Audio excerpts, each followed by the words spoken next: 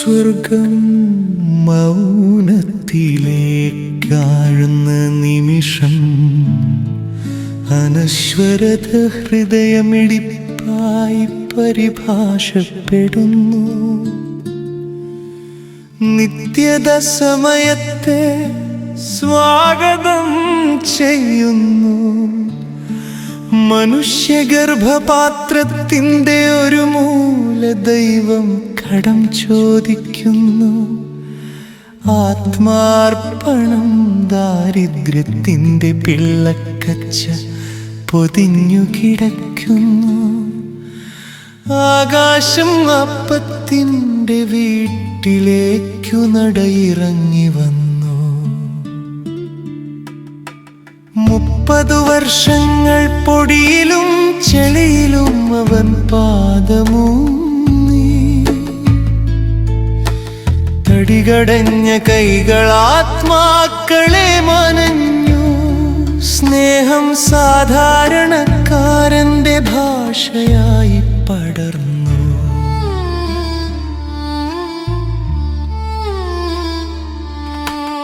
എങ്കിലും അതിനെത്ര നാൾ മറഞ്ഞിരിക്കാൻ കഴിയും? മനുഷ്യൻ അവഗണിച്ച മുറിവുകളിലേക്ക് തൈലമായി അവൻ താണിറങ്ങി. മാറ്റി നിർത്തപ്പെട്ട മനുഷ്യരുടെ കൂടെ അവൻ മേശ പങ്കിത്തു. മാഞ്ഞ വേശ്യന്മാർക്കു നേരെ അവൻ വിരൽ ചൂണ്ടി. തൊടാനറച്ച കുഷ്കങ്ങൾ അവന്റെ വിരലിന്റെ സൗഖ്യമറിഞ്ഞു. കൊടും കാറ്റുകൾ അവന്റെ ശബ്ദത്തെ ഭയന്നു. ഒരു സ്നേഹരാജ്യ നിർമ്മാണത്തിൻ്റെ രൂപകൽപ്പനയിലായിരുന്നു അവൻ.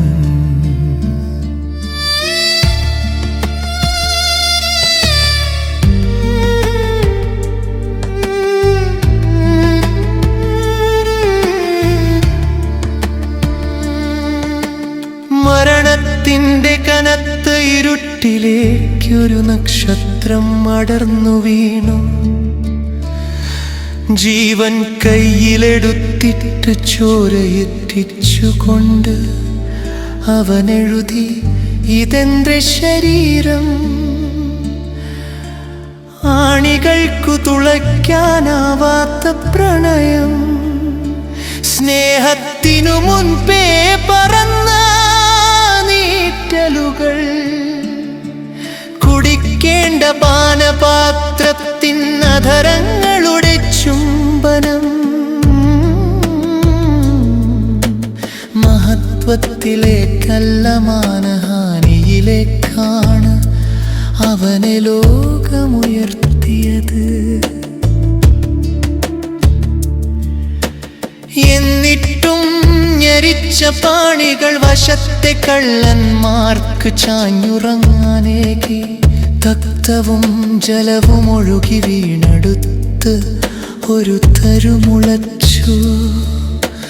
ലോകം വിചാരിച്ചു സ്നേഹം മരിച്ചെന്ന്. സ്വർഗം ശ്വാസമടക്കി നിന്നു. സ്നേഹതർപ്പണത്തിൽ കല്ലും കല്ലറയും കന്മദം പൊഴിച്ചു. മരണത്തെ കൂട്ടിക്കെട്ടിയിട്ട് അവൻ കിളിർത്തു പൊന്തി.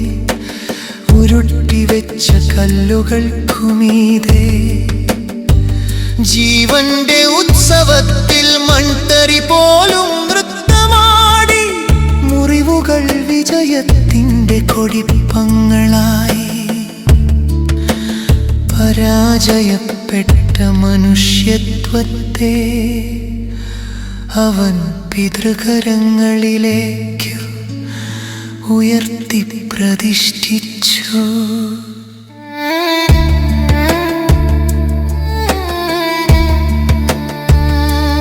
ഇന്നും അതിലൂടെ നടന്നു കയറി പലരും സ്നേഹവും സ്വർഗവും പരിഭാഷപ്പെടുത്തിക്കൊണ്ടിരിക്കുന്നു.